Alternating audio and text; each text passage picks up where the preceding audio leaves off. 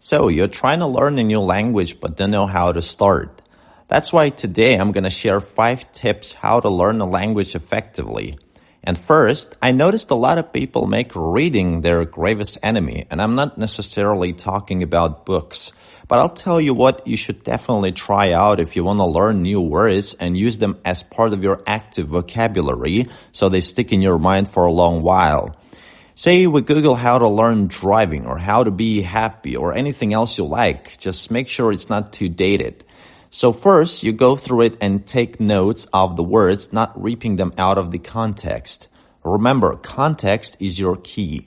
But what folks do instead, they just go online and Google most common, say, German words or phrases, and they try to drill them. Is that familiar?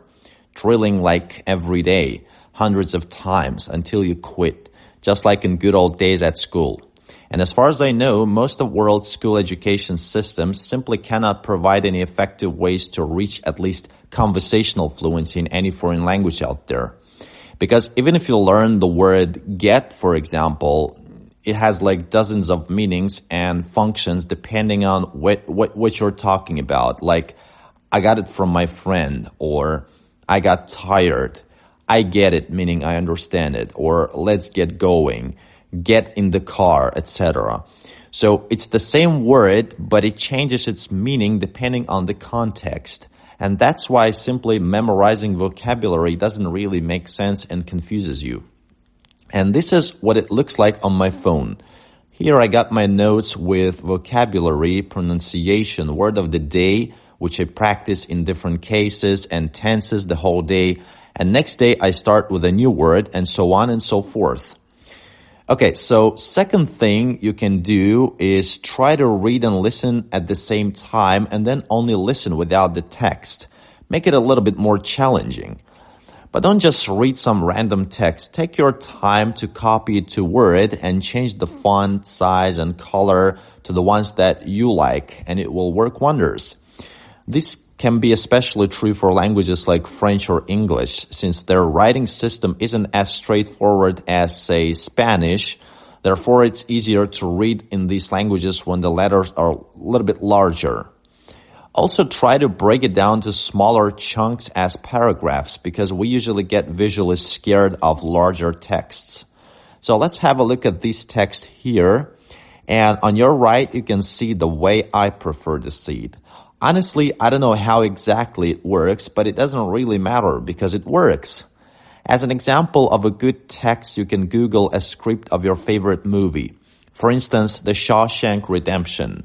So you copy it to a Word document and while listening, try to underline some words that you aren't familiar with. That will help you keep track of your own progress, and that way you will see how many words you've already learned. All right, next thing I'd highly recommend you try is Wiktionary. And I think this resource has been greatly underrated. I mean, it has so many word definitions with examples and audio of different accents that can help you nail the pronunciation, although this feature is not available for all the languages, but for most of them at least. And sometimes when you think of a word or phrase in your language which you don't know how to translate precisely, you can just type it in directly in your target language and you see all the options as a verb, noun, and adjective. Okay, that's all great for learning new vocabulary, but how about grammar and speaking? Well, for this one, you can go for a tried and true technique of making short sentences in your head, and then you just keep adding up more words to them like, I'm going to work with my brother, I'm going to work with my brother and his son, etc.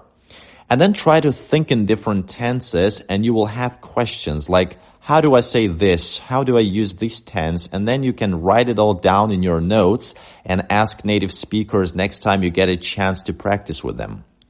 So basically you can do it while going somewhere or just doing your chores, for example. And last but not the least, try to always challenge yourself and read or watch something more complicated than the things you're familiar with.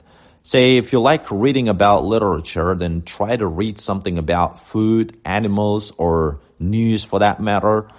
And it doesn't really matter if it's super interesting to you or not, because you're going through the same thing in your native language too. You don't just talk about cars or sports all day long. Or do you? I mean, the idea is to kind of mix it all the time to be equally good in various types of vocabulary. If you want to learn more casual words, try to read a plot of your favorite movie on Wikipedia. Take, for example, some comedy like Forrest Gump and just read it out loud.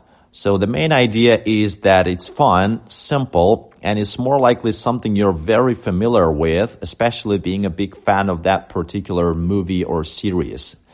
And you can change the language anytime. So while reading, you might kind of see the pictures from the movie in your head, and you're subconsciously building a strong connection similar to one you had while learning your own language. In other words, it's a game of associations. Okay, that's all for now. If you got any questions regarding your language learning process, feel free to ask in the comments down below. Tschüss.